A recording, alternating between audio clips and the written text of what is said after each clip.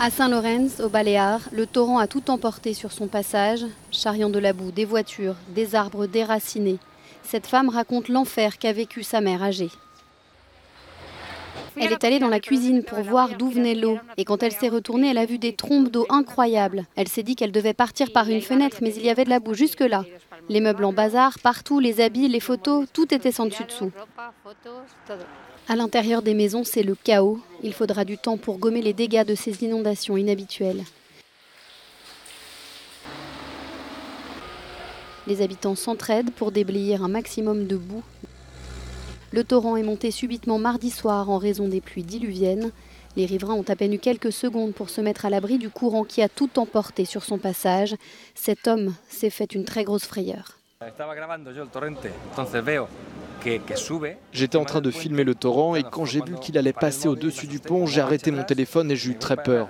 Je suis retourné sur la route, mais à ce moment-là, l'eau arrivait derrière moi. J'ai été pris par la vague devant et la vague derrière et je suis resté dans la voiture qui flottait.